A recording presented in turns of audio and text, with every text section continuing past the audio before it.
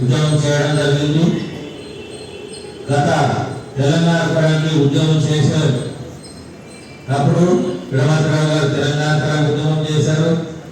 తెలంగాణ వచ్చిన తర్వాత నిరంతరము ఎంఆర్పిఎస్ లీడ్గా నిరంతరము మాదిగ వయసు వినిపిస్తూ మమ్మల్ని అందరినీ కూడా తన మాదిగ ఉద్యమ సంస్థలన్నింటినీ కూడా తన వెంబడి తీసుకొని నిరంతరము ప్రభుత్వాలపైన ఒత్తిడి చేయడం, మిగతా మాదిగ ఉద్యమ సంస్థలపైన ఒత్తిడి తేవడం జరిగింది. అందులో భాగంగానే సుప్రీంకోర్టు మాదిగలు కానీ మాదిగ ఉపకులాలకు కానీ దళితులందరికీ సమన్వయం చేసే విధంగా సుప్రీంకోర్టు తీర్పు రావడం జరిగింది.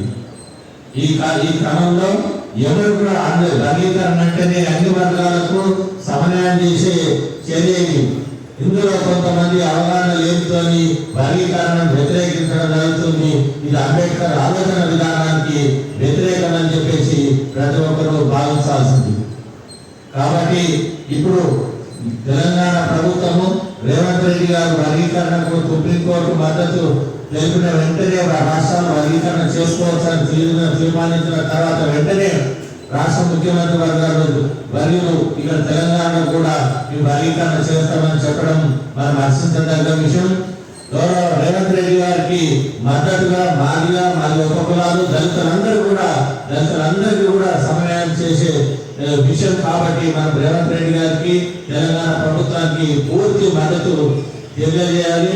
మనం అందరం కూడా ఇప్పుడు జనాభా నిష్పత్తి ప్రకారం రడన గారు గత ఈ తీర్పు రాకముందు నుంచి తెలంగాణలో మాదిగలు 12% ఉంటారు, 15% మనకు కావాలని చెప్పేసి సుప్రీంకోర్టు తీర్పు కంటే ముందు నుంచి మేము రవాణాతో కలిసి అందరం కూడా నిరంతరం ఈ వాయిస్ వినిపించడం జరుగుతుంది. రాష్ట్ర వ్యాప్తంగా దానికి అనుకూలంగా తీర్పు వచ్చింది.